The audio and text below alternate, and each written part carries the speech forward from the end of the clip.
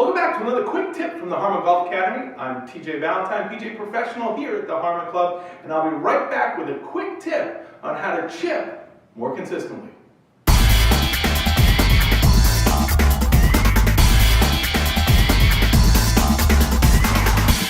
So you want to chip the ball better, right?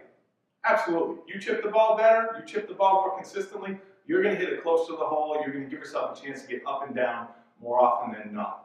But I'm going to tell you right now that a lot of people set up to the chip shot incorrectly, and it actually creates more issues than it actually helps.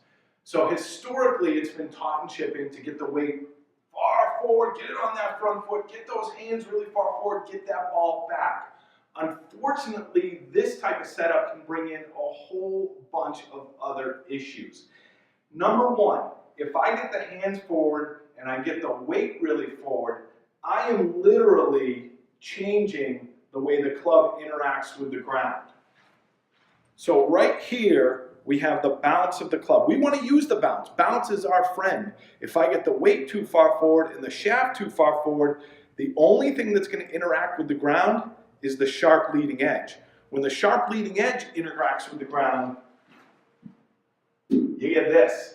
The club gets stuck in the ground, and if our timing is not perfect, we're going to chunk it, we're going to hit thin shots, we're not going to get away with the shots if we use the bounce. We can get away with a lot more shots when we use the bounce.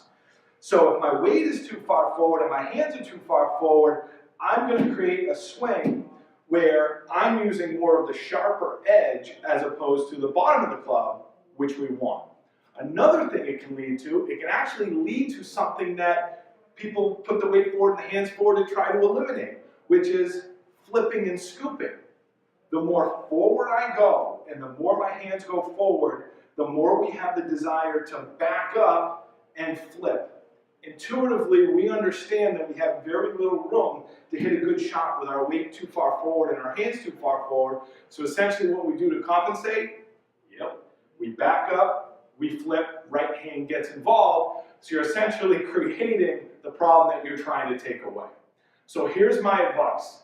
In your setup, ball position, zipper to slightly back, weight position, slightly forward, if not 50-50. Believe it or not, there are some tour players, some very good chippers of the ball that are 50-50.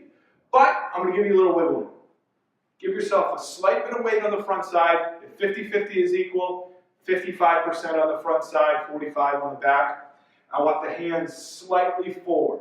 This is going to put you in a position where, number one, you're not going to have the intuitive desire to back up. Number two, the shaft is still slightly forward, which means the low point, or the bottoming out of the club, is going to be in front of the ball, which means you will hit the ball first. And lastly, you're going to utilize the bounce of the club, the angle at the bottom of the club, the sole of the club, which is going to give you a little wiggle room to make a mistake. So if you want to chip better, I don't want you way over here, I don't want you way over here, and I don't want the ball way back. I want to make sure ball is zipper to slightly behind zipper, basically in between zipper and my right shoulder. I want to have a slight bit of weight or pressure on the front side, and I want a slight bit of shaft lean, basically see the grip off the inside of my left leg, and then from there, it's going to give you room to stay stable. It's going to give you room to rotate through. It's going to give the club time and space, and you won't have to compensate for those positions. So next time you're out chipping, I know it's 20 degrees out and it's cold, but next time you're out there practicing, and you can practice this at home as well, practice this setup, I bet you're going to chip a little bit better.